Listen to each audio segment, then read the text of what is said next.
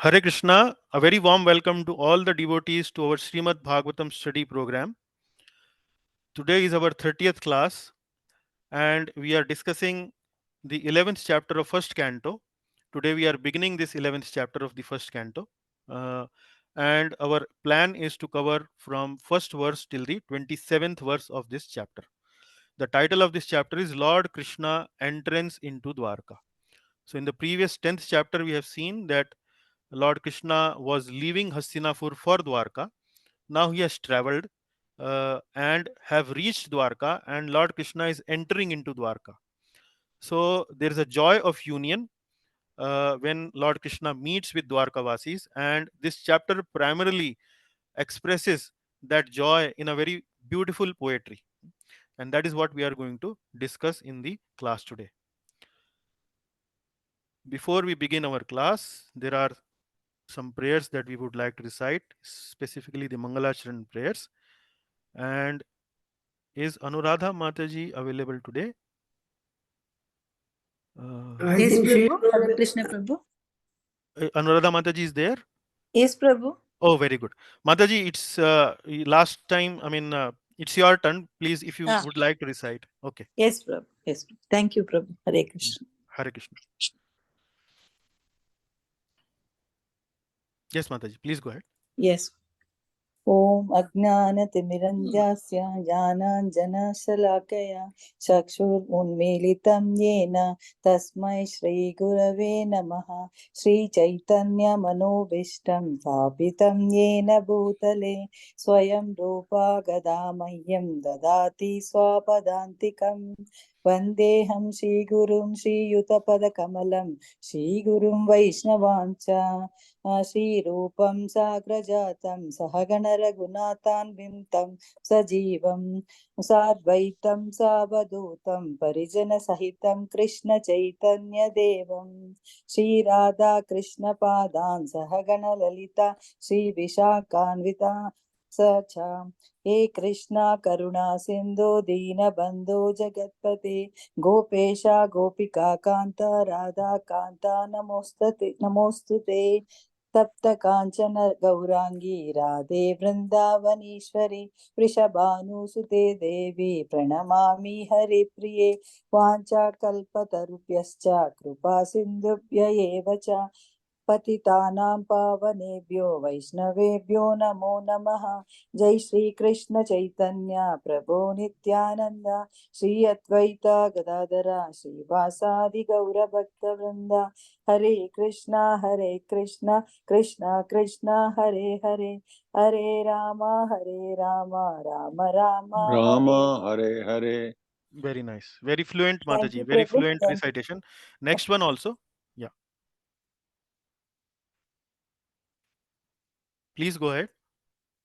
ओम नमो भगवते वासुदेवाय ओम नमो भगवते वासुदेवाय ओम नमो भगवते वासुदेवाय नारायणं नमस्कृत्य नरं चैव नरोत्तमं देवीं सरस्वतीं व्यासं ततो जयमुदीरयेत् नष्टप्रयेषु अब्धरेषु नित्यं भागवत सेवया भगवती उत्तम श्लोके भक्तिर्भवति नैष्टिकी कृष्णाय वासुदेवाय देवकी नंदनाय च नंदगोपकुमाराय गोविंदाय नमो नमः।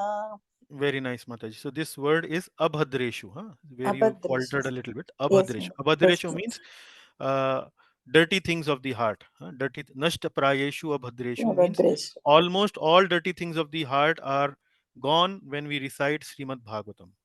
So very nice. Thank you. Thank Okay. you, Prabhu. Thank you. Okay. Hare Krishna. Now I would like to invite Shriman Rakesh Garg Prabhuji, who has written the summary for the previous class, the 28th class actually. Previous class was the quiz, and from previous to that class was the our regular class, 28th class. So Rakesh ji, kindly help us to take through the summary of the 28th class. Yeah. Thank you, Prabhuji. Hare Krishna. Hare Krishna. End of last class, we saw that when Lord Krishna was to leave Hastinapur, all the natives came to see him off with heavy heart and tearful eyes. As Lord was departing, Kuru women climbed the roof of the palace to see Krishna, and they were discussing about the glories of the Lord. The discussions between the ladies were no less than prayer, and in the discussions there was so many details about the Lord. And now let us see how they are remembering the Lord. Verse number 20. Absorbed in the thoughts of the transcendental qualities of the Lord, the ladies began to talk of him, and this talk was more attractive than the hymns of Vedas. In the purport, Prabhupada says that the Vedic hymns are sometimes indirectly directed to the Supreme Lord, but the talks of ladies were directly spoken of the Lord, and thus they were more pleasing to the heart. In verse number 21, ladies were saying that this Lord Krishna is the original Purusha, alone existed before creation of mode of nature, and into whom all the jivas merge after annihilation. Now Prabhupada says how the simple ladies could know such esoteric information about Lord Krishna. They certainly must have heard it from authoritative sources. Prabhupada also talks about creation and annihilation. When Brahma wakes up after one night, and when he takes birth, then whole creation starts. And when his one day is over, Brahma goes to sleep. This is partial annihilation. And complete annihilation happens at the end of Lord Brahma's life. Verse number 22. The Lord, again desiring to give names and forms to his part and parcels, the living entities, placed them under the guidance of material nature. By his own potency, material nature is empowered to recreate. The living entities are part and parcel of the Lord. They are of two types, Nitya Mukta and Nitya Baddha. The Nitya Mukta are liberated souls, and they are eternally living with the Lord in the eternal abode. But the Nitya Baddha or conditioned souls, who are then put to material nature for rectification of their rebellious attitude towards the Supreme Father. In verse number 23, they say, he is the Supreme Lord, same Supreme Lord, whose divine form is experienced by the great devotees, who are completely cleansed of material consciousness by dint of rigid devotional service and full control of life and the senses. And that is the only way to purify our existence. The artificial means of the yogic process to control the senses has proved to be abject failure, even in the case of great yogis like Vishwamitra Muni.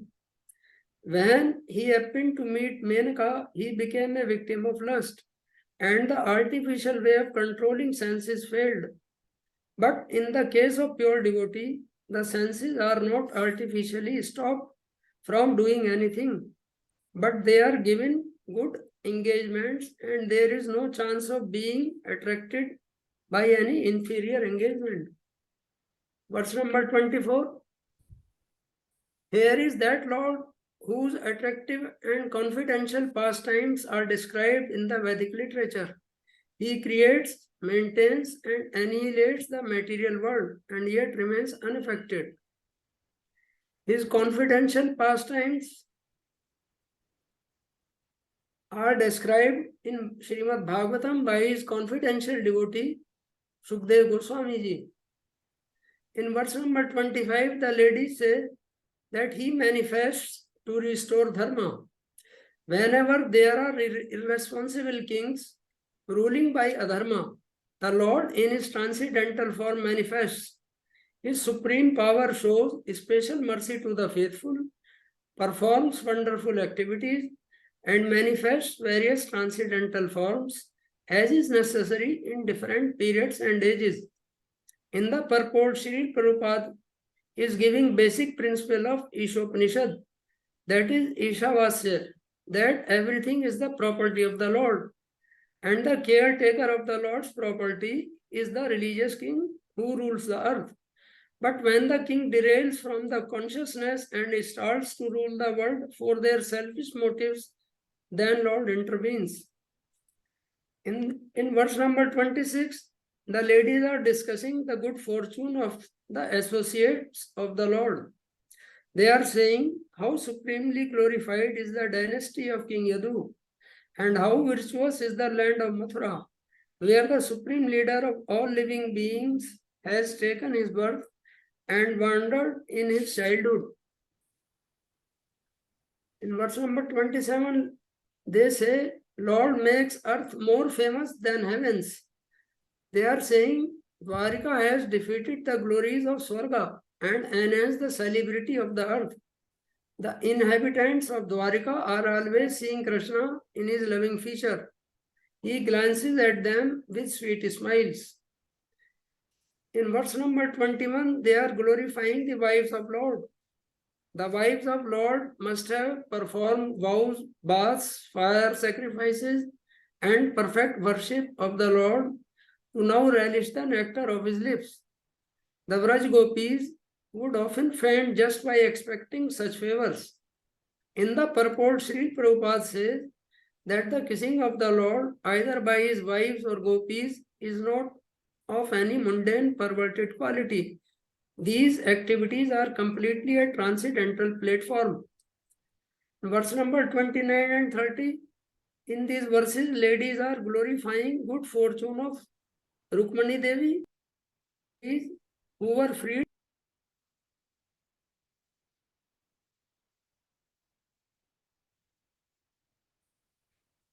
We lost your voice, Prabhuji. Yes, Prabhu. Yeah. And not only Lord has freed them and accepted them as his wives, but also he was acting with them as ideal husband. He was arranging separate palaces to all of them. He was presenting himself with all of them at the same time and giving them valuable gifts. Verse number 31. While the ladies were greeting him and talking in this way, the Lord smilingly accepted their good greetings, and casting the grace of his glance over them, he departed from the city. On the next section, verse number 32 to 36 describes about the Lord departing to Dwarka.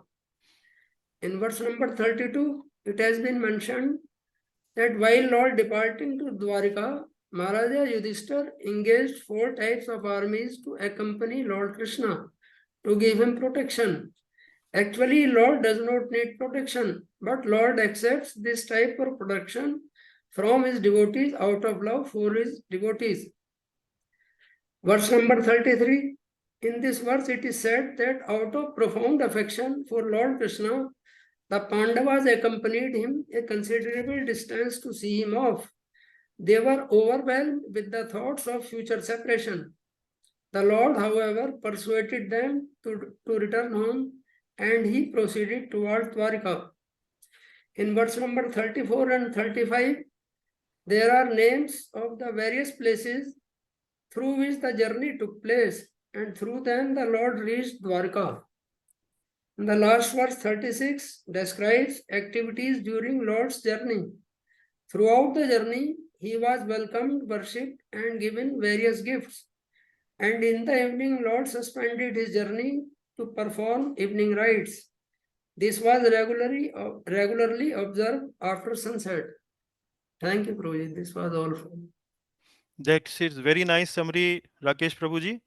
Very clearly, distinctly, every verse you have described very briefly, and then a very sweet and short and succinct summary from Prabhupada's purport, which would also not take much time and actually convey the essence from the purport. So, very nice summary, very good summary. Thank you, Prabhu. Thank you very much. Thank you. Okay. Now let us go to the main section of the class today, where we are going to start discussion on chapter 11. And what you see on screen is the overview map of chapter 11. So as I mentioned in the beginning, this is all about now joy of union. So in the previous chapter, it was Vipralambha, separation, the pain of separation, and in this chapter number 11, it is Sambhoga, which is joy of union. So I mentioned in one of these classes where we were discussing about why we are talking about Vipralambha and Sambhoga. It is mainly about to estimate, to measure the the depth of love various devotees, various people would have for Lord Krishna. So how do we measure love? We measure love when we are separating from someone, how much pain that person feel from our separation, and when we are meeting someone, how much joy they feel when we meet from someone. So if we feel lot of pain, if we feel deep joy on meeting someone, that is actually an indication of our love for that person. So this is what is being tested and measured and explained in a very beautiful poetry of Srimad Bhagavatam in chapter number 11. And there are I would say total 8 different themes. Today we will try to cover the first 5 themes, where first of all Lord blows his conch shell, then citizens welcome the Lord. There is a description about decoration of city of Dwarka. Lord reciprocates with the reception of various devotees, and then there is a mention of attractive beauty of the Lord. So again, like we saw in the Hastinapur, where the ladies climbed up the rooftop of the palaces to have darshan of the Lord. Similarly, here in Dwarka also, we see that the ladies climb the rooftop of the palaces, and there they enjoy the attractive beauty of the Lord, and very beautiful verses. And similarly, in the section 4 to 10, where citizens welcome the Lord, they are also as good as the prayers of the citizens of Dwarka. So very beautiful poetic description is going to be discussed in today's class. So uh, have a have a nice time today, yeah, with lot of beautiful poetry coming forward. So before we go to our main discussion, I would like to request devotees to give me at least 2 3 names who can help me in reading the text. Hare uh, Krishna Prabhu, I'll read. I would okay, like to, Prabhuji. Yeah, I Anuradha am also. Mataji, then we have Vrindavanashwari Mataji, and we have Manish ji, and we have Anand Pradha Mataji. Okay, so we have 4 devotees. That should be good enough. So let me give you a little brief update. Uh, last week, I had called few selected devotees just to take some feedback of how are we doing in our classes. Do you suggest some changes? Are you satisfied with it? So most of the devotees expressed their satisfaction, which is a blessing to me. But there were a couple of feedbacks also, and there were mixed feedbacks. One feedback was that probably we can uh, increase the pace of the class, and some of the content that we are discussing in the class might be a little repetitive. So in that sense, I have tried to reduce the text part in the class. After the class, please let me know in case you find this arrangement more appealing, or you think the previous arrangement that we were following was good enough. So let me know, uh, and then maybe we can adjust our presentation accordingly. So today, like I would present always some excerpt from Prabhupada's purport. Today you will find that that part a little less in number. But certainly there will be verses there. There will be certain verses where the purport points are also being discussed, but that is reduced to increase the speed and cover the content in the class. So with that, I would request Anuradha Mataji to kindly read the screen, what you see on the screen. Do not read the title, read from here. Uh, read from here, Yes. the main Hare text. Krishna Prabhu. Thank you, Prabhu. One, conch blowing. Upon reaching Dwaraka, Krishna heralded his arrival by blowing the auspicious conch, which dispelled the dejection of the Dwaraka vasis. Yeah, okay. So upon reaching Dwarka, Krishna heralded his arrival by blowing the auspicious conch. So, what is the name of the conch shell of Lord Krishna? Panchajanya. Panchajanya. Yes. Panchajanya. So Lord Krishna was blowing this conch shell, Panchajanya, and you can see on the picture also, Lord is holding this beautiful white colored conch shell in his hand and blowing it. And uh, now, when the Dwarkavasis heard the sound of the conch shell of Lord Krishna, then what happened? It dispelled the dejection of the Dwarkavasis. So Dwarkavasis had been feeling this separation from Lord Krishna for quite some time. Why? Because Lord Krishna had gone to Hastinapur to fight this battle of Kurukshetra. So he was absent from Dwarka for quite some time, and then the Dwarkavasis were really desiring to meet uh, Lord Krishna very, very deeply. They were feeling that separation. So when they hear the sound of the conch shell, they feel they are filled with joy. Their heart is filled with joy. It is something. Uh, you can see it is it. These are all indicators and markers of love of the people for Lord Krishna, or for the people of Dwarka for Lord Krishna. That when they simply heard the sound of the conch shell, their heart was filled with a lot of joy. Now I can give you one analogy. This analogy is something which probably we all might have experienced in our life, maybe as mothers or as children or maybe as parents. Say, sometimes when a boy or a girl goes to school, when our child goes to school, we feel separation from the boy. We feel separation from our child, and we maybe the mother is continuing to work throughout the day in her house, and the moment the boy or the child is coming back to the house, then there is some noise. Maybe he has gone to the school on a bicycle, or maybe on some bus, or maybe on some vehicle. And when the child returns, the child might bang the door and so on. So various kind of sounds are uh, various kinds of sounds are emanated when somebody is coming, and when somebody whom we love so much is coming back. So just by hearing the sound, the mother gets so much joy. Similarly, the Dwarkavasis who are really feeling separation from the Lord, and when they hear this conch shell, their heart is filled with joy, and their dejection is rejected. It's dispelled. Okay. Next, Mataji, please read. Reddened by touch of lotus lips.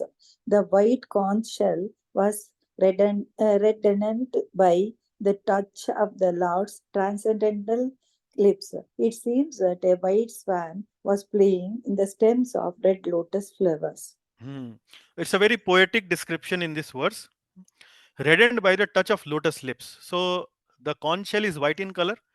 Lord's lips are reddish, and when the conch shell comes in the contact of Lord's reddish lips, then the conch shell also appear to be becoming reddish. And there is a beautiful comparison has been made. Like in poetry, the poet compares the famous comparison you might have heard sometimes in maybe movie songs also, that the hero, when they compare the heroine beauty, they compare with like moon. Your face looks like moon. So this is comparison. So similarly here, the comparison is being made, and the Lord is holding the conch in his hand, and the fingers are like this, and the conch is in the hand of the Lord.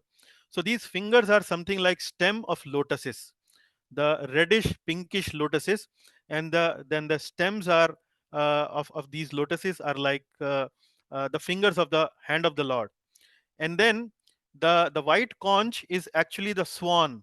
uh, Maybe imagine a lake, and in that lake there are a lot of lotuses, pinkish lotuses, and the swan is moving, the white swan is moving in that lake amidst these stems holding these pinkish lotuses.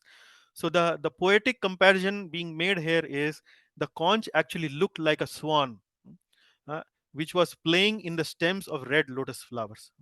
So this is how beautiful, tasteful similes comparison being made in Bhagavatam to describe what is going on when the Lord actually blows the conch shell when he reaches Dwarka. Okay, so there is some beautiful point in the purport. Mataji, please can you read? The redness of the white conch shell due to the lip touch of the Lord is a symbol of spiritual significance. By spiritual contact with the Lord, everything becomes spiritually reddened like the conch shell in the grip of the Lord. Yeah.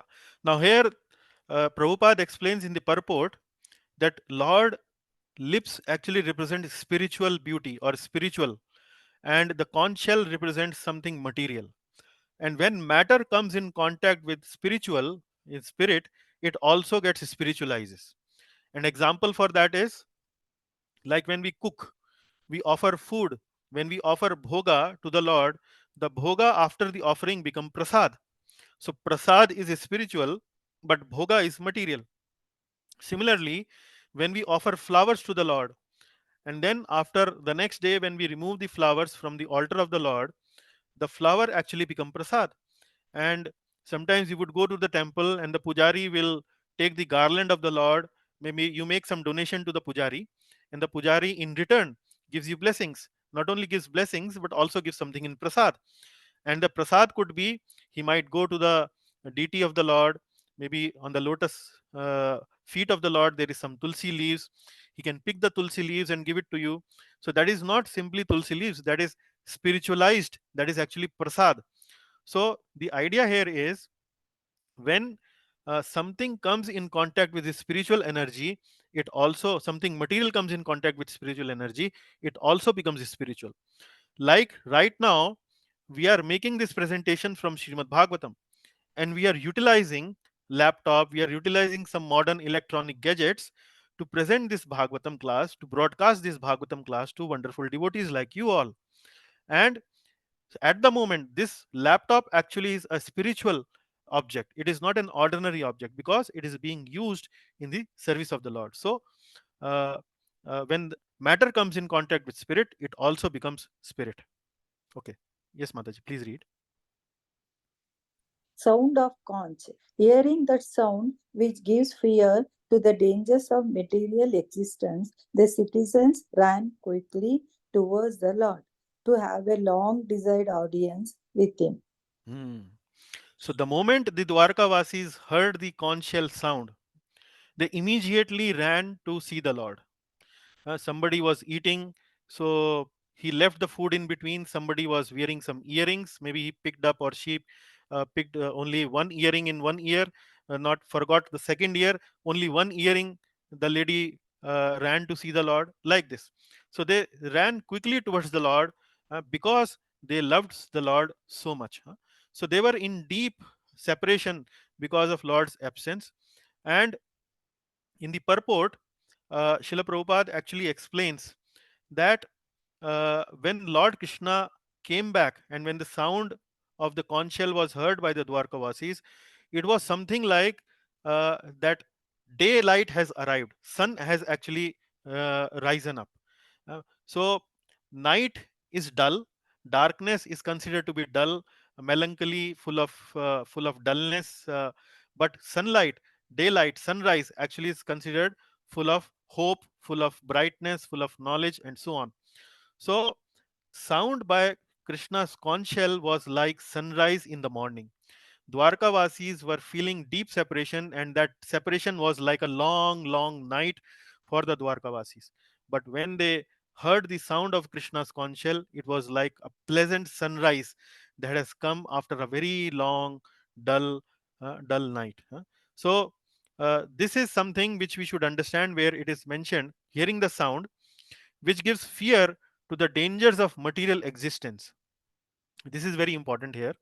And Prabhupada also explains it in the purport that when we are in material existence, when we are covered with material energy like Maya, then we are in distress. The moment we come in contact with the spiritual energy, then our material distress continues to get dispelled. Like we have experienced it a lot of time. When we are in our houses, when we are constantly in contact with the material energy, and after a week long connection with the material energy in the weekend, when we go to the temple, when we hear the soothing sound of the temple bells, when we hear or when we see a glorifying darshan of the Supreme Lord in front of us, when we hear the glorious arti of the Lord going in front of us, we feel a lot of relief. We feel a lot of relief from the pangs of the material existence we have been facing throughout the week. Similarly, in the day when we start our puja, when we start our aradhana, when we start our sadhana, we chant the holy name, we do the arti, we do the kirtan, we read something from Srimad Bhagavat, we read something from Bhagavad Gita. We are covered with now spiritual energy, and with that spiritual energy, when we go out, then there are all material attacks of material energy, and then the spiritual energy actually helps us protecting from this material energy. So this is what is being mentioned here. Hearing that sound, which gives fear to the dangers of material existence, the citizens ran quickly towards the Lord to have a long desired audience with him. A very beautiful description in the first three verses. Now we move to the next section where the citizens welcome the Lord with beautiful gifts and glorification. So, like we saw in the previous chapter, uh, that there was a discussion between the ladies of Hastinapur, and these discussions, although called as discussion, but they were no less than glorification, they were no less than prayers. Similarly, here also from verse number 4 to 10, we will see that citizens welcoming the Lord with gifts and glorification are actually the prayers of Dwarkavasis. So, Mataji, please read from here. The citizens affectionately welcomed the Lord, offered gifts, and began speaking Ecstatically, ecstatically, ecstatically. to him. The presentations were like lamps offered to the sun. Since the Lord is self sufficient, Atma Ramam, fully satisfied, Purna Kamam, and supplies everyone. So again, you can see we saw first marker was as soon as they heard the sound of the conch shell, their grief was dispelled, and then they quickly ran to see the Lord. Now you can see here they not only ran to see the Lord, but they were also welcoming the Lord with gifts. So this is now deep affection of the Dwarkavasis for the Lord. They are bringing gifts, some presentations like lamps, etc., etc., for welcoming the Lord. Now, what we can understand here is the Lord has been described in this verse as Purna Kamam, Nij Labhena Nityara. Their presentations were like lamps offered to the sun. Since the Lord is self sufficient and fully satisfied, Atmarama means self sufficient, fully satisfied is Purna Kamam. So the Lord does not need anything, He's self satisfied. He's Purna Kamam. And then He self can generate whatever He can generate whatever he likes, he needs for his own requirement. He can generate all by himself, doesn't need anyone's help. Then what does it mean? What does it mean when the citizens are offering affectionately gifts and presentations to the Lord? So it is something like very similar to when the child is small and the child wants to congratulate his parents on their marriage anniversary, or maybe his parents or his father or mother on the birthday. Then what does the child do? Child actually borrows money from the parents only, and then they go to the market and purchase something interesting and then give it as a gift to the parents. And the parents, when they see the gift of the child, they become filled with joy. So similarly, whatever we have in our life, it is actually the energy of the Lord. It is actually belonging to the Lord only. We are having it only for the time being. After we depart from this world, the same thing will not be belonging to us. So everything actually belongs to the Lord. Isha Vasyam Idam Sarvam. But what is going on here is in this exchange of gifts, actually, it is not exchange of anything material object, it is an exchange of love that is going on between the Lord and the devotees. Like when the child gift to the parent, it is an exchange of love from the child to the parents, and the parents give blessing to the child. So this is the exchange of love that is going on. So bhakti is something like exchange of love, and demigod worship is something like give and take. So here the analogy is given here. Their presentations were like lamps offered to the sun. Sun is like Lord Krishna. Sun doesn't need any support for lighting. Sun is self-sufficient. It gives light to the whole universe. But when we are offering lamp to the sun, the sun doesn't need that additional light from us. It is actually when we are offering lamp to the sun, and sun being a demigod, we sometimes also ask for some benediction from the sun. So sun or Surya Dev can give some health in return or some benediction in return of our, because of our worship.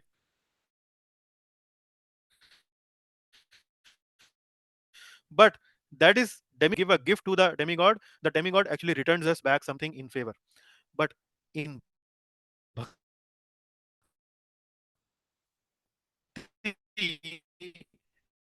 there is no give and take, there is no material service. Like you read in Srimad Bhagavad Gita, that verse, Patram pushpam phalam toyam yo me bhaktya prayachati tadaham bhaktyo upahritam ashnami prayatatmanah. Tadaham bhakti upahritam. Upahritam word is actually coming from upahar. Tadaham bhakti upahritam. So tad aham means me. So Lord is saying that I accept the bhakti as upahar. Ashnami prayata. What the devotee the bhakti in that upahar from that devotee. So similarly, the citizens of Dwarka are offering their love in the form of gifts to the Supreme Lord Krishna. Let us see now some poetry, some beautiful verses which are as good as prayers of Dwarkavasis. So Mataji, I will recite and then Yeah. kindly follow me. Yes. To make things simple, I will recite half line first, then half line second. So when Yes. I recite half line, you repeat after me the half line. Yes. Yes. So let me start. Natha smete nath Nata smete nata sadangri pankajam. sadangri pankajam Okay, let me just first of virincha all tune. vairna. Give me 1 minute, Mataji. Yes, Prabhu. This is actually 1, 2, 3, 4, 5, 6, 7, 8, 9, 10, 11, 12. So this is actually something called Vamshastha. This is Vamshastha meter. Now Vamshastha meter will be sung like Nata smatena sadangri pankajam. Nata smitena sadangri Sadangri pankajam, like that. pankajam. So we will Yes, once again repeat it. yes, Prabhu. Nat, Nata Nata smate smatena nata Nata sadangri smatena pankajam. Nata virincha smate nata verincha virincha virincha vairincha verincha virincha surendra vairincha vanditam virincha vairincha surendra vanditam parayanam shemam parayanam shemam ichetam param ihechhatam param ehechatam param nayatra kala nayatra nayatra kala kalaha prabhavat prabhavet para para prabhu prabhuha prabhavet para prabhu. prabhavet para prabhu. Okay, very good. Okay, now here in this particular verse, incomparable supremacy. The theme is incomparable supremacy. So here they say Nathasmate nath sadangri pankajam. Nathasme nath sadangri pankajam virincha vairincha surendra vanditam parayanam shemam mihechyatam param nayatra kala prabhavet para prabhu. So this is how it will be sung. And natasme natha sadangri pankajam. So sad angri pankajam. Pankajam is lotus. Angri means feet. Uh, your lotus feet. We continue offer respect to your lotus feet. Natah smate. Natah smate. Sma means them, they themselves. Natah means they are bowing down to the lotus feet of the Lord. And these lotus feet have some beautiful characteristics which are now being described by the Dwarkavasis. And what are these beautiful characteristics? Virincha Vairincha Surendra Vanditam. So what is the meaning of word Surendra? What is the meaning of word Surendra? Indra. Sura. Sura and Asura. Indra. Okay. Sura Indra means king of the Suras. King of the Suras. King of the demigods. And who is the king of the demigods? Lord Indra. Lord Indra is the king of demigods. Who is Virincha? Virincha means Brahmaji. Brahma. And Varincha means the children of Brahmaji. So children of Brahmaji could be the four Kumaras. The Lord Shiva is also considered as child of Brahmaji, because Lord Shiva appeared from Brahmaji. So Virincha Surendra Vanditam. So we continually offer respect to your lotus feet, which are worshipped by Brahma. Virincha. Varincha means the son of Brahma, means four Kumaras, or Lord Shiva also it could mean. Surendra means Indra.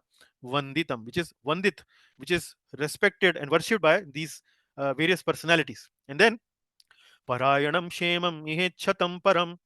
Parayanam Shemam Ihechatam Param. What does it mean? Uh, Parayanam Kshemam. Kshemam means it is supreme shelter. Param means supreme shelter of those who aspire for the highest benefit in life. Ihet chatam param. Those aspire highest benefit in life. These lotus feet are actually supreme shelter of all those people. Then Nayatra Kala Prabhavet Para Prabhu. And then Kala means time. And these lotus feet are never influenced by inevitable time. Never influenced by inevitable time. We continually offer respects to your lotus feet, which are, so first of all, offering the prayers to the lotus feet of the Lord. So you can see the etiquette has been followed. When we are having darshan of the Lord, we start darshan from the lotus feet, and then we move upward. So the prayer starts with the offering respects to the lotus feet of the Lord, which are sheltering, which are actually worshipped by Brahma, Kumaras, Indras, supreme shelter of those who aspire for highest benefit, and they are never influenced by inevitable time. Okay. Yes, Mataji, please follow after me. Yes, Prabhu. Bhavayanasvam Bhavayanasvam. Bhava Bhava Vishwabhavan Bhava Vishwabhavan. Tvameva Mata Tvameva Mata. Atha Suhritpati Pita Ata Surutpati Pita. Tvam Sadagarun Tvam Sadguru. Paramam Cha Daivatam Paramam cha Daivatam. Yasyānuvritya Yasyanuvritya Kritino Babhuvima. Kritino Babhuvima. Very good. Okay. Bhavayanasvam Bhava Vishwabhavan. Bhavayanasvam Bhava Vishwabhavan. Vishwabhavan means creator of the universe. Bhavaya Nastvam. Bhavaya means for our benefit. Please bless us with your mercy. O creator of the universe, Bhavaya Nastvam. Please bless us. Nas actually means for us. Tvam means you. Please bless us with your mercy, O creator of the universe. Tvam eva mata ath suhrit pati pita. You are our mata, you are our mother, you are our suhrit. Suhrit means well-wishing friend. You are our pati. Pati means the Lord. And you are our pita. You are our father. You are also our Sadgurur. Tvam Sadgurur Naha. Naha means, like Dwarkavasis are addressing themselves, you are our Daivatam. You are our supreme Devata. You are our supreme worshipable deity. Paramam cha Daivatam. The supreme worshipable deity. Yasyānuvritya Kritino Babhuvima. Yasyānuvritya. Yasyānuvritya.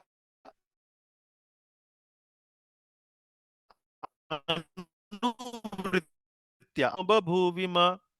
By following in your footsteps, we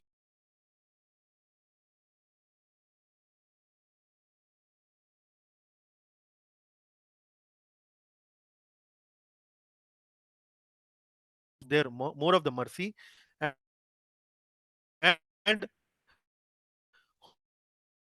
who are whose mercy our parents, our well-wishing friends, our father, our teachers, our worshipable deities. So these are the personalities from whom we are expected to receive mercy. So the Dwarka Vasis are addressing Lord Krishna that you are our mother, you are our father, you are our well-wishing friend, you are our well-wishing, you are our worshipable deity. Like that, they are addressing to the Supreme Lord. And then by following in your footsteps, because you are giving us guidance, you are giving us directions in the form of various scriptures, and when we are following in your footsteps, we have become successful. We have become successful. So here the success formula in life has been given by Bhagavatam. So all these verses are being spoken by whom? At the moment, these verses are being spoken by Sut Goswami. So Sut Goswami is presenting this narration that these are the prayers that were narrated by Dwarka Vasis. And here, the last line gives the success formula. Success formula in life is follow in the footsteps of the Lord. And if we do it, we are bound to be successful. So success means what? Success here means success both in terms of material success as well as spiritual success in return. But when get material benefit, we also get spiritual benefit. Actually, we can go back to Godhead, back to Lord Krishna. So no need for worshipping any other devata. Here, paramam cha daivatam. Here, paramam cha daivatam. And in the previous verse, we saw that even Virincha, Vairincha, Surendra Vanditam, Lord Brahma, Lord Shiva, Kumaras, Indra, all are actually uh, praying their worship to the Supreme Lord. So, but in this verse, we are once again seeing that even Virincha, Vairincha, Surendra Vanditam, and if we worship you, we are bound to get to Vrindavaneshwari Mataji. Yes, Prabhu. Mataji, are you ready? Thank you, Yes, yes. I'm Anuradha ready. Mataji, for reciting. Thank you. Aho Sanatha. Prabhu, I Aho have to recite. Sanatha. This Anuradha Mataji, I think you are okay. I mean, you are done. Oh, So yes, we go to Prabhu, now I'll recite. Vrindavaneshwari Mataji. Ah, So okay. Okay, Prabhu. Thank you, Prabhu. Vrindavaneshwari Mataji is reciting now. Yeah. Yes, Prabhu. Okay. Thank you. Thank you. Aho Sanatha. Aho Mataji, are you there? Sanatha. Vrindavaneshwari Mataji. Yes, Prabhu. Can you hear me? Bhavatasma yadvayam. Bhavatasmayadvayam. Bhavatasma yadvayam. Trevishtamanam. Bhavatasmayadvayam. Traivistamanam. Api dura darshanam. Api dura darshanam. Prema smita snigdha. Prema smita snigdha. Nirikshananam. Nirikshananam. Pashyema rupam. Pashyema rupam. Tava sarva saubhagam. Tava sarva saubhagam. Okay. Now they are feeling very joyous because they are having the darshan of the Lord, and they are thinking that they are very, very fortunate because darshan of the Lord are very, very rare. And here you can see they start with Aho Sanatha Bhavatasma Yad Vayam. Vayam means we. uh, Aho Sanatha Bhavata. Bhavata actually is respectful pronunciation in Sanskrit. Like we have in Hindi, we have tum or we have tu and we have aap. So when we call aap, it is respectful address to the somebody we are addressing. When we call tu or tum, it is a little more informal and sometimes disrespectful also pronoun which we use for addressing somebody else. So bhavata in Sanskrit, bhavata is a respectful addressing to someone. So bhavata in Hindi it will be known as aap. So aap and vayam. Vayam means hum, we. Aho sanatha bhavata sma yadvayam. In you we have found our master. Sanath. Nath. You are our Nath. You are our Sanath. Sanath means a very good master. Nath means master. Sanath means very good master. And Anath means no master. So why we call he's Anath? He's having no master. He has no lord. He has nobody to take care. So here the Dwarkavasis are saying, Aho Sanath Bhavata Sma Yadvayam. In you we have found our master, a very good master. And what kind of master are you? Prema Smita Snigdha Nirikshananam Pashyema Rupam Tava Sarva Saubhagam. We are grateful because we can see your form endowed with all good qualities, with a face smiling in love and glancing in affection. Nirikshananam. Nirikshan Ananam. Anan means face. Like we called Ravan Dashanan. Dashanan means face. So prema, smita, snigdha. Prema means love. Snigdha means affection. Smita, it is filled with prema. It is laced with prema. It is snigdha. Your glances are full of affection. Your face is like with loving glances and loving smiles on your face. Pashyema Rupa Tava Sarva Saubhagam. And when we see your face, when we see your form, it is actually our Saubhagya, Saubhagam. It is our good fortune. We have become successful because we can see your form endowed with all good qualities. Tava Sarva Saubhagam. Like this. And then what is special about your form? uh, Traya Vishtapanam Api Dura Darshanam, which are rarely seen even by the demigods. So here the rare good fortune of Dwarkavasis is being expressed by them, and how they are expressing that we are seeing your darshan, we are having your darshan, which is very, very rare by demigods. Dur darshanam. So Dur darshan, we call it famously to the TV channel. We have the national TV channel in India known as Dur darshan.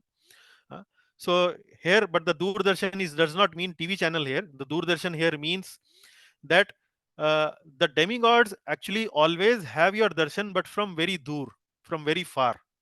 They don't have your darshan from very close by position, or it can also mean having no darshan at all, or having darshan very rarely. So this could mean several things. Trevishtapanam api dura darshanam. So Trevishtapanam means demigods. Now, in the purport, Srila Prabhupada tries to explain this point, Trevishtapanam api durdarshanam, by giving one citation of uh, one Leela of the Lord, that when the demigods and Lord Brahma actually went to the coast or the shore of Milk Ocean, the Shir Sagar, to pray to Lord Vishnu, then they cannot actually have direct darshan of Lord Vishnu. So Lord Vishnu in Shir Sagar is sleeping in somewhere in Shwet Dweep, and they cannot enter Shwet Dweep. So they cannot actually have the direct darshan of the Lord. So Lord Brahma, when he prays near the shore of the Shir Sagar, he simply receives this revelation in his mind, in his heart. That's how he receives the message from Lord Vishnu. So this is what Prabhupada is trying to say, that even the demigods and Lord Brahma, when they want to have darshan of you, they cannot have that darshan. They only have dur darshanam, from very far. But we Dwarkavasis are so fortunate that we can have direct face to face darshan of the Supreme Lord. So this is rare fortune of your darshan. Aho sanatha bhavata smayad vayam trevishtapanam api dura darshanam. Like this, a very beautiful poetic offering of prayers by the Dwarkavasis. Okay. Yes, Mataji. Yes. Yarhe ambujaksha Jariyehambuka Jariyehambujaksha apasasarabho bhavan अपससार भो भवान् कुरून् मधुन्वाथ कुरून् मधुन्वात् सुहृद दिदृक्षया सूरदृदृक्षया तत्राब्धकोटि तत्राप्तकोटि प्रतिमाक्षणो भवेत् प्रतिमः क्षणो भवेत् रविं विनाक्ष्णोर् रविं विनाश्नो इव नस्त्ववाच्युत. इव न स्वच्युत Yes, very nice. Okay. Yarhi ambuja ambujaksh apasasar bho bhavan. Apasasar means you are always out of station. You go away. Apasasar. Sometimes you go to Mathura, sometimes you go to Hastinapur, sometimes you go to Vrindavan. So you continue to move to various places. You are always on your business trips. So Yarhi ambujaksha, O lotus-eyed Lord. So here they are addressing the Lord as lotus-eyed Lord. Ambujaksha. Yarhi ambujaksha apasasar bho bhavan. Again bhavan. So bhavan addressing the Lord in a respectful pronoun. Bhavan.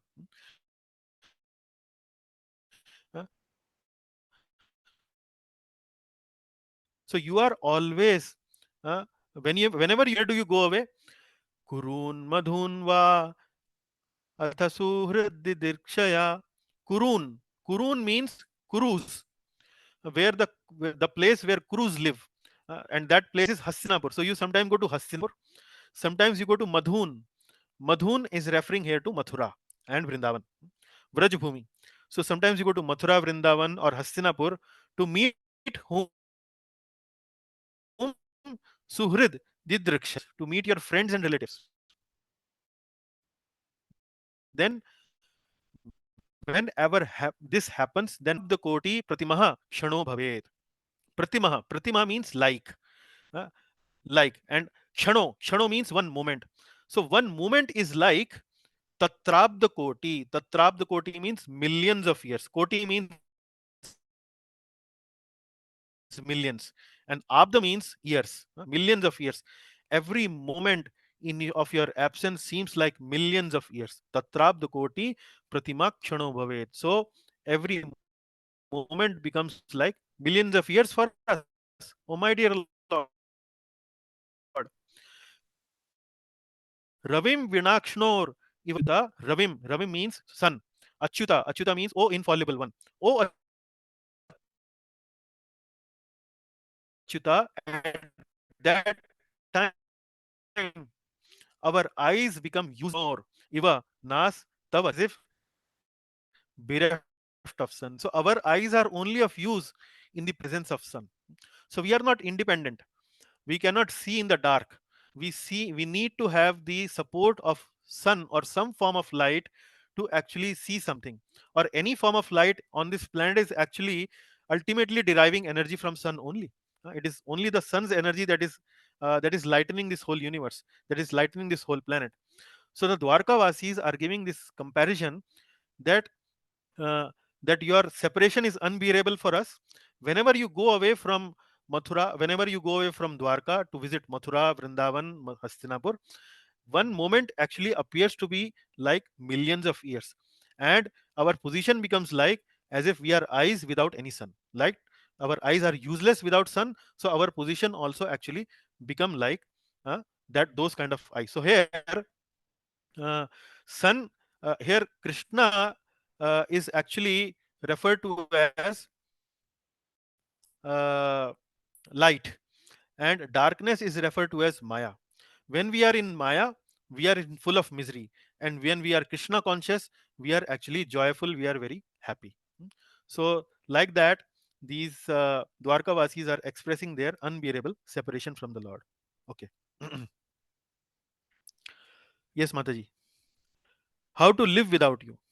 Katham vayam nath कथं वयं नाथ चिरोषिते त्वयि चिरोषिते त्वयि prasanna drishtya प्रसन्नदृष्ट्या akhilataapashoshanam. अखिलतापशोषणम् अखिलतापशोषणम् जीवेम जीवेम ते सुंदर जीवेम ते सुन्दर हास शोभितम हासशोभितम् अपश्यमाना अपश्यमाना वदनम मनोहरम. वदनं मनोहरम्. Okay. Now here the Dwarkavasis are further expressing their helplessness that when you are away, when you are abroad, when you are on your business trips, then, oh master, if you live abroad all the time, then we what happens to us? Apashyamana vadanam manoharam, cannot look at your attractive face. Apashyamana, pashya means dekhna, seeing. Apashyamana means not able to see. We are not able to look at your attractive face. And what are the qualities of your attractive face? Prasanna drishtya akhilata pashoshanam, whose smiles vanquish all our sufferings. Prasanna drishtya akhila tapa shoshanam, akhila tap, all kind of miseries shoshanam, and they are gone. Prasanna drishtya. And then what happens? Jivemate sundar has shobitam. So your sundar has, your smiling face, your beautiful smiling face, which is very very shobhayaman, which is very very beautiful, is actually our jivan. Actually our jivan means we exist only because when we have your darshan we only exist. So how can we exist without your presence? So this is how the Dwarka Vasis are expressing their love for the Supreme Lord by using very beautiful poetry. They are expressing their emotions. Finally, the Lord reciprocates with their feelings, and the Lord acknowledging all of their greetings, the Lord entered the city of Dwarka. So Lord now is inside the Dwarka. He has come inside the Dwarka, like you see in the picture. The Lord is entered. The Dwarka Vasis are trying to welcome the Lord, offering prayers, etc. So now we are moved to the next section. In this section, we will move a little faster because there are not much, I would say, details which I think we need to be discussed. But let us see what is being mentioned here quickly. So, Mataji, please read from here 11 and 12. Yes, Guru. Dwarika was protected by the Vrishnis and was filled with the opulences of all seasons. There were hermitages, orchards, gardens, parks, and reservoirs of lotuses everywhere. So, here the description of Dwarka city is found. It was protected by Vrishnis and it was filled with the opulences of all seasons. Now, here the point is how the opulence, how Srimad Bhagavatam describes opulence. Opulence is not something artificial. Opulence is not something which we should decide by how many factories we have, how many mills we have, how many material developments we have made. Actually, the opulence of a place is described by the natural beauty that place actually has. There are a description given that there were hermitages, orchards, gardens, parks, reservoirs of lotuses everywhere, and that is actually the opulence of the place. So Prabhupada describes in the purport that these mills, factories, they are all ugra karma. Ugra karma means work in the mode of passion. And when we are continuously in connection with these factories, mills, it actually makes us, our life, our consciousness very passionate. And these passionate feelings actually make us selfish. So the soft feelings, the tender feelings of devotion, the tender feelings of goodness, they are killed by these ugra karma type of consciousness. So this is what being described here in this verse. uh, so Dwarka already was very opulent city full of natural beauty, but when the Lord personally enters into this city, already the city is beautiful, but when the most beautiful Lord enters into the city, the city's beauty actually multiplies multifold. Okay, now 13th verse, Mataji. Festive signs. All the gates and the doors were decorated with festive signs, flags, garlands, painted signs, and slogans all combine to shape the sunshine. Yeah, so there is lot of culture in this verse. Culture means you can take some hint from this verse that when you are going to celebrate a festival next time, how in a Vedic way you can decorate the place. You can put flags, you can put garlands, you can paint uh, signs and slogans. Maybe you can write Hare Krishna, or you can write Jai Shri Krishna, or you can write Radhe Radhe. All those nice slogans you can put like that. You can decorate and actually spiritualize the place when we are going to celebrate some festival. So Dwarka city was also decorated with a lot of festive signs. So on flags also you can put some like a symbol of Hanumanji, or maybe Lord Krishna or Lord Ramchandra. On the flags also you can put those kind of symbols. Okay, we go to the next verse. 14th verse, Mataji, please read. Yeah. All the major roads were thoroughly cleaned and sprinkled with scented water, and were strewn with flowers, fruits, and unbroken seeds. Yeah, more of details how the roads were actually cleaned thoroughly. They were sprinkled with scented water. This could be kevada water or gulab water. Unbroken seeds, actually referring here to akshat. Akshat means rice, and ankura means sprouted seeds, etc. So they were strewn away with flowers, fruits, unbroken seeds all over the place. So Vedic celebration is not dry.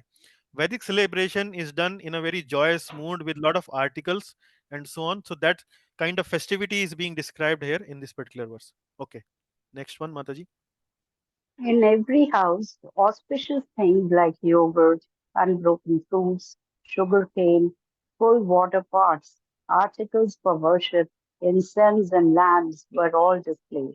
So not only the roads, the city was decorated, but the individual houses of the devotees were also decorated. There are a lot of good foodstuffs being mentioned in this verse: yogurt, unbroken fruits, sugar cane, full water pots, articles for worship like incense, lamps. All of them were there. So it appears, because there is a mention of yogurt, unbroken fruits, etc. It seems that in the city of Dwarka there was a lot of prasadam distribution going on the arrival of the Lord. So it was a lot of festival, a lot of joyous occasion in the city of Dwarka when the Lord arrives in Dwarka. Yes. Okay. Now, okay, Here now we in move to now we move to Manish ji. We move to Manish ji. Manish Prabhu, please can you read this 16th to 18th verse? Thank you, Yes, Prabhu. Vrindavaneshwari Mataji. Yeah. Yes, Prabhu. Hearing of the beloved Krishna's arrival, Vasudeva, Akrura, Ugrasena, Balarama, Pradyumna, Charudeshna, and Samba all became extremely happy. Abandoning resting, sitting, and dining, they all hastened towards the Lord out of affection on chariots accompanied by brahmanas, elephants, and musical sounds. So with a lot of fanfare, all the close relatives of Lord Krishna actually is now rushing to meet the Lord. So here the description is given who were there. Vasudev is father of the Lord. Akrura. Akrura is one of the famous devotees of Krishna, and he was also the Senapati, or the army general of the Vrishnis. Ugrasen. Who is Ugrasen? Can anyone remember Ugrasen? Who is Ugrasen? Father of Kamsa. Father of Kamsa's Kamsa. father. Father of Kamsa, right? So when Kamsa imprisoned Ugrasen and then himself became the king of Mathura. Balaram is the elder brother of Lord Krishna. Pradyumna is the son of Lord Krishna from Rukmani Devi. Charu Deshna is also another son of Lord Krishna and Rukmani Devi. And Samba is son of Lord Krishna from Jambavati. Jambavati was the sister of Jambavan. So Lord Krishna married Jambavati, and the son from Jambavati is Samba. All became extremely happy. So there are descriptions about who were the relatives who actually came to meet Lord Krishna or rushed to see Lord Krishna when he arrived in Dwarka. Okay, more descriptions to follow. Yeah. Yes, Prabhu. Yeah, many prostitutes eager to meet the Lord with dazzling earrings began to proceed on various vehicles. Hmm. So Expert here, dramatist, oh, sorry. wait for a minute. Yeah, 19th verse talks about interesting character in Dwarka, which are prostitutes. Now we might be wondering, how come prostitutes are being mentioned in a particular verse? Prostitute seems to be not a very reputed citizens of a city. This job of prostitution is something abominable profession. And why would Bhagavatam give place to prostitutes also in their verses? So here we find the description and the answers in Prabhupada's purport. So Prabhupada mentions that if prostitutes are devotees, then one should not hate those also. Sometimes because of some difficulties, some majburi, the prostitute, somebody might take to prostitution.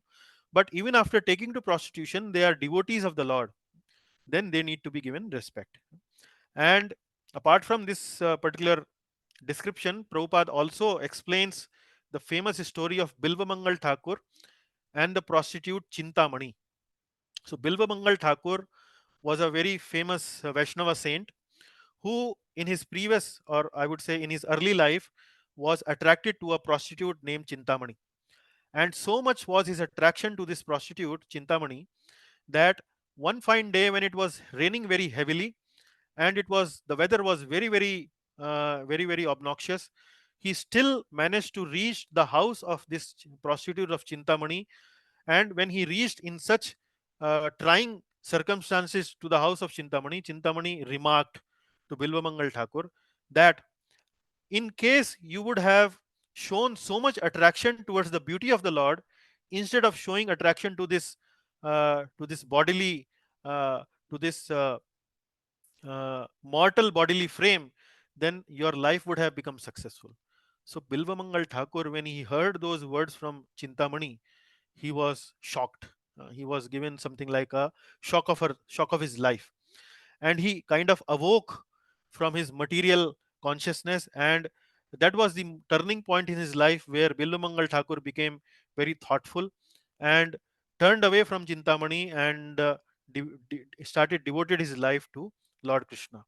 And Bilvamangal Thakur in many of his poetry also have mentioned Chintamani, that prostitute, as his spiritual master, because this prostitute Chintamani spoke those words that only awakened my love for the Lord in my heart, or curiosity for the Lord in my heart. So I considered Chintamani to be my guru, like that.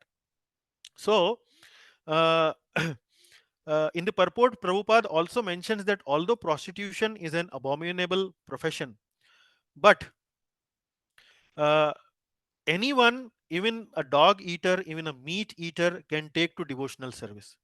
And when these people who are in abominable stage of life, or abominable consciousness of in life, they are in of abominable consciousness, when they take to devotional service, the purification starts. And bhakti induces good qualities in due course of time in all these people.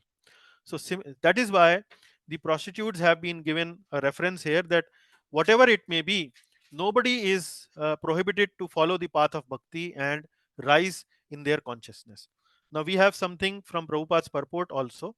Please read this, Prabhuji. Yeah. It is understood herewith that even in those days, about 5,000 years ago, there were prostitutes in the city like Dwarka when Lord Krishna resided. This means that prostitutes are necessary citizens for the proper upkeep of the society. The government open wine shops, but it does not mean that the government encourages the drinking of wine. The idea is that there is a class of men who will drink at any cost, and it has been experienced that prohibition in great cities encourage illicit smuggling of wine. Similarly, men who are not satisfied at home require such concessions, and if there is no prostitute, then such low man will induce others into prostitution. Yeah, so Prabhupada is saying that it is not something which we desire. It is something like a necessary evil which we have to do it, because to maintain the society. Because in the society, always there will be low class people, and in order to keep these low class people in check, we need to provide these arrangements, like example has been given of drinking of wine. If we don't provide wine in a legitimate way, in a legal way, then they kind of smuggle these wines in a illegal way. So they can't stop drinking wine, that they will smuggle it in an illegal way. Similarly, for prostitution, for people who doesn't want who still want to satisfy their lust, uh, then they may have to resort to uh, these prostitutes actually help in upkeep of the society, because if they don't do it, they will try to go out and pollute other women and make them prostitute, which probably will be considered illegal, and their life will be not happy. So it's a necessary evil, but something Prabhupada is giving a Vedic viewpoint on drinking liquor or maybe having prostitution in society, how all these things have to be managed at large. Okay, next one, Prabhu. No, Prabhuji, we missed the earlier one. One Oh more. yeah, okay, One. yeah, okay. Please read this. Yeah. Expert dramatists, artists, dancers, singers, historians, genealogists, and learned speakers all did their respective performances to welcome the Lord. Yeah, so there are various other sections of the society also are coming. So besides prostitutes and maybe other people, there are now brahmanas, relatives, we have already read, but now dramatists, artists, dancers, singers, historians, and learned speakers. So learned speakers would probably fall under the class of brahmanical class, and dramatists, artists, dancers, singers, they are following in the shudra class of society. So from all walks of society, people have come to pay their offer, or to offer their respects to the Supreme Lord. So when these artists are coming, what kind of, how do they offer their respects? They offer their respects by glorifying the Lord, by narrating the pastimes of the Lord. So the dramatists will play dramas enacting the activities of the Lord, the leelas of the Lord. Dancers and singers will present their songs and dances to actually enact the leela of the Lord. So even entertainment in those days were meant to spiritualize. So nowadays the entertainment is very, very materialistic, very, very degrading. But when we see natak, when we see drama, when we see these dances and singing which are spiritual in nature, that also uplifts our consciousness. Okay, Prabhu, please read from here. Yeah. Yeah, Lord Krishna duly honored everyone and properly greeted them in terms of their rank and position, Yathavidhi, by bowing, greeting, embracing, shaking hands, looking, smiling, assuring, and awarding benedictions. Hmm. So Lord reciprocated with each one of those who came to meet the Lord accordingly, according to the rank and position. So, for example, if the Brahmana has come to meet the Lord, so the Lord will offer dandavat pranams to the Brahmana.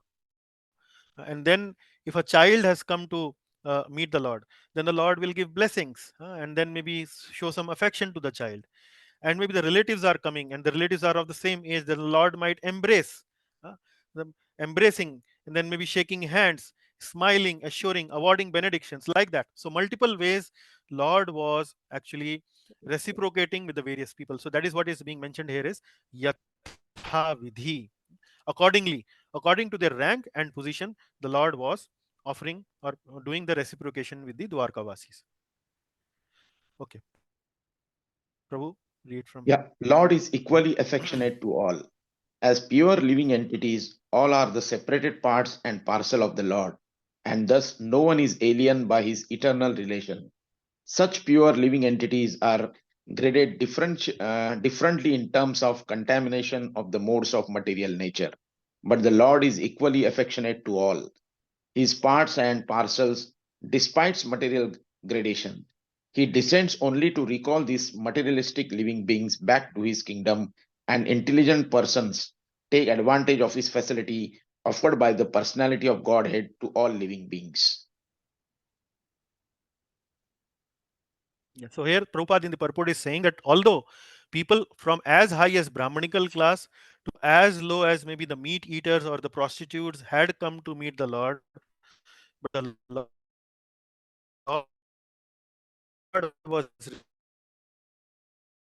reciprocating equally with everyone. So this is something which is very clear. It is Lord is equal to all. Lord is equally affectionate to all. And no matter if Brahmana has come to Mother Sita to exile, and that is something which is very bad and so on and so forth. So this is something which is atrocity towards women class and so on. But here Prabhupada makes it very clear. It is Lord is equal to all. Lord is equally affectionate to all.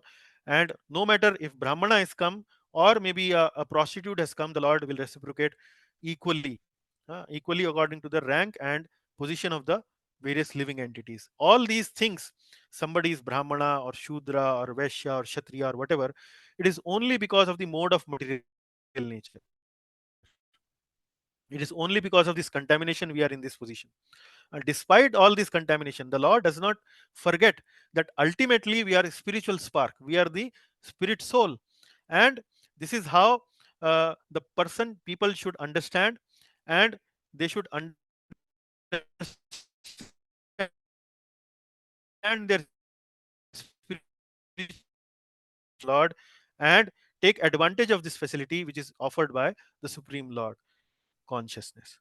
Okay, we now move to the next one, and now I invite Anand Prada Mataji to kindly help me in reading the text. Please read, Mataji. So, verse 23, then the Lord entered the city, accompanied by elderly relatives and invalid brahmanas with their wives, all offering benedictions and glorifying the Lord. Now, finally, the Lord has entered the city accompanied by elderly relatives, all offering benedictions and glorifying the Lord. So, here we can understand, okay, elderly relatives make sense. It is trying to give respect to the Lord, and who are elderly, who are senior. And then this is something interesting, invalid brahmanas with their wives. So what does it mean? Invalid brahmanas means these brahmanas were old age. They were in their old age. And in purport, Srila Prabhupada explains about this particular fact, this particular point, that these brahmanas were invalid because of their old age. And generally the brahmana class would not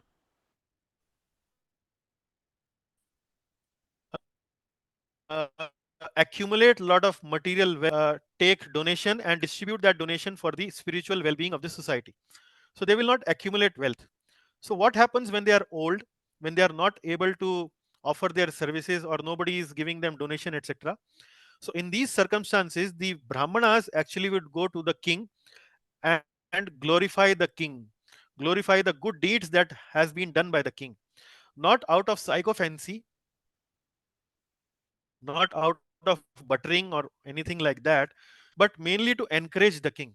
Because when these elderly brahmanas would do so, the king will become very much encouraged to do more such good deeds. So that is what Prabhupada is explaining in the purport, that these invalid brahmanas, accompanied with their wives, will go and do something, glorification of the king. So similarly here, uh, the ultimate glorification, the object of glorification is Lord Krishna himself. So these invalid brahmanas with their wives are all going out to offer their glorification to the Lord, and that's what it actually means here in the 23rd verse. So now we are moving to the next section, where the Lord's attractive beauty has been explained. So would you have 10 minutes to complete this section, or you would like to do in the next class? Let me know. We can do. We can do? Okay. Yeah. I hope other also agree. So this will take only 10 minutes. Mataji, please read here. So the women of Dwarka went up to the roofs of their places when Krishna passed along the public roads to have a festival of seeing him. The Dikshna Mano Mahotsava. Yeah. So like very similar to the previous chapter, the ladies, the women folk of Dwarka now moved to the roofs of their palaces, and Lord was passing through the main road, through the Rajmarg, through the royal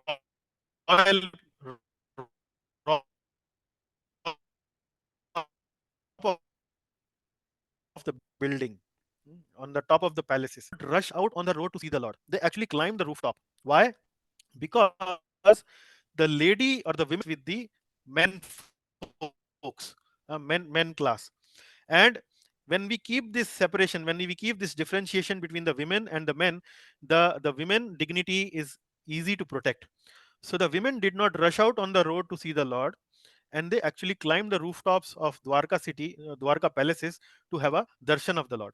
So this is not something propagating artificial equality like the modern society presents between men and women, that men and women are equal. No, Bhagavatam clearly understand that women class has certain behavior to exhibit, and men class have certain other behavior to exhibit,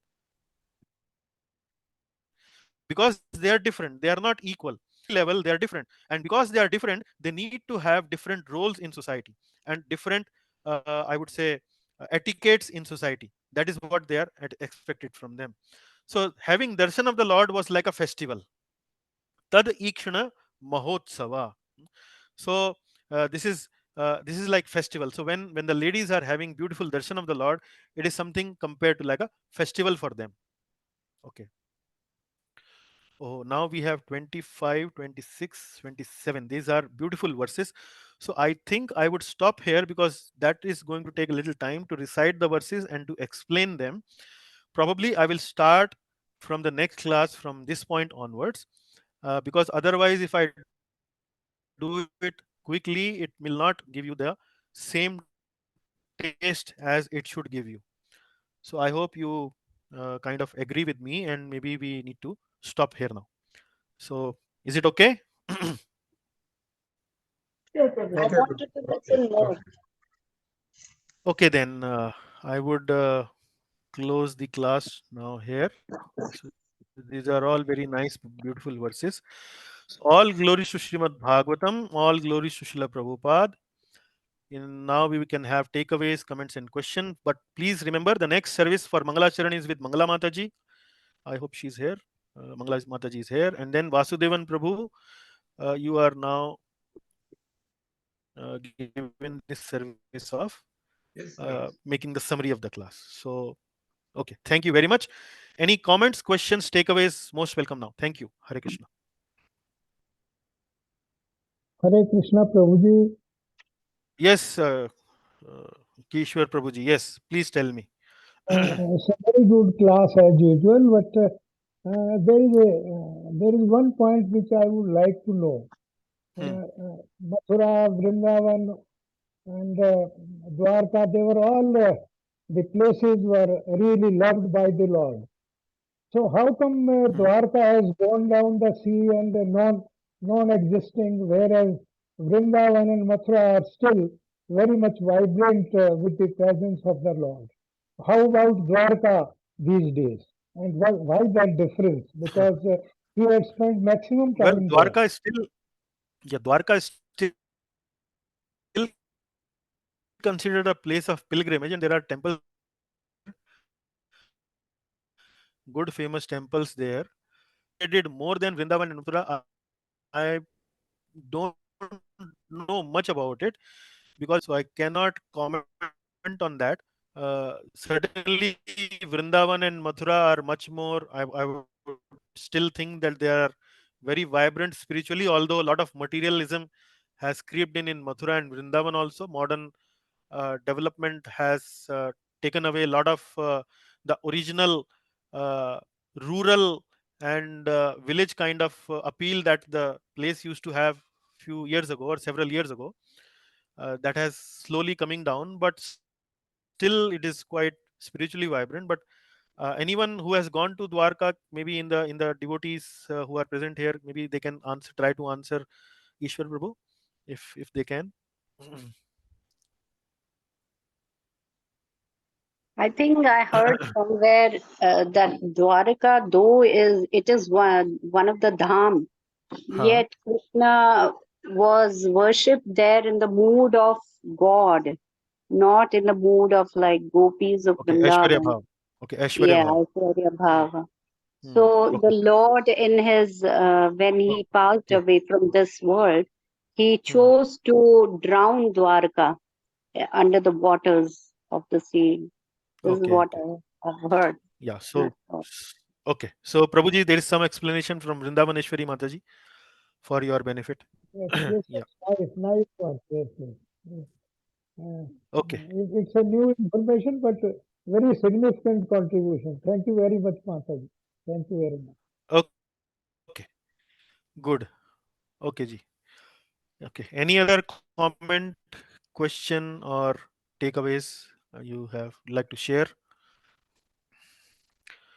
I see. Then, if there are no further discussion and points, then we really thank everyone for giving me once again this opportunity to read Srimad Bhagavatam, spend my weekend on developing the slides and class, made me a lot of Krishna conscious by doing this activity. So thank you very much for giving once again this opportunity, and we continue to uh, push our discussion further in the next class next Sunday. So till then, Hare Krishna. Thank you very much. Hare Krishna, Prabhuji. Hare Krishna. Hare Hare Krishna, Krishna, Prabhuji. Prabhuji. Hare Hare Krishna. Krishna. Hare Krishna. Hare Krishna, Mataji. Hare Krishna, Mataji. Hare Krishna, Prabhu. Hare Krishna.